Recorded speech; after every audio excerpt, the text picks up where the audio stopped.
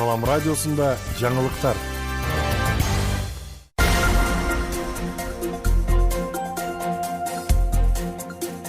Арабаңыз ардактуу угарман жана көрүүчү, эфирде жаңылыктар түрмөгү. Аны менен мен Урпейла Шор кызы тааныштырам. Кадамжайда 5 бөлмөлүү үй өрттөндү. Кадамжайдын Тамаша айылында 5 бөлмөлүү үй өрттөндү. Бул тууралуу Өзгөчө кырдаалдар министрлигинин Баткен облусундагы башкармалыгынан билдиришти. Ага ылайык өрттүн жалпы аянты 180 чарчы метрди түзгөн. Анда килем, шифер, айнек, жууркан, идиш, диван, гарнитура өрттөлгөн. Өрт тууралуу маалымат 27 сентябрга караган түнү саат 2:34 келип түшкөн. Өрт саат 4:43 толугу менен өчүрүлгөн. Учурда кырсыктын чыгуу себептери такталып жатат. Кырсыктан жабыркагандар катталган жок.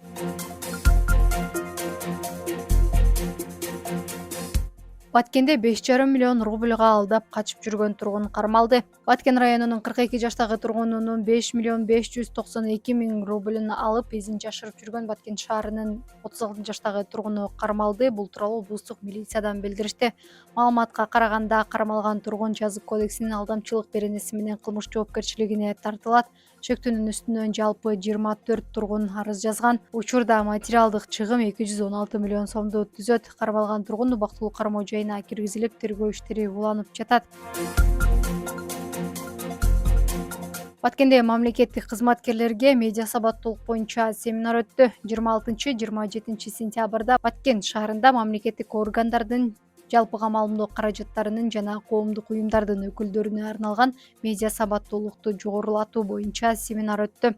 Иш-чарага Баткен, Лейлек, Кадамжай райондорунун жана Сүлүктүү, Кызыл Кыя шаарларынан келген 25тен ашык катышуучулар катышты.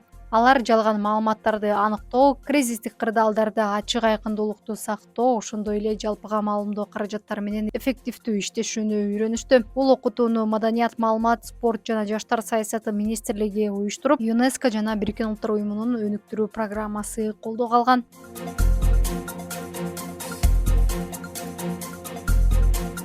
Күнүн маанилүү делген жаңылыктар мына ушулар болду. Кайрадан эфир аркылуу амандашканча саламыңыз түз болсун.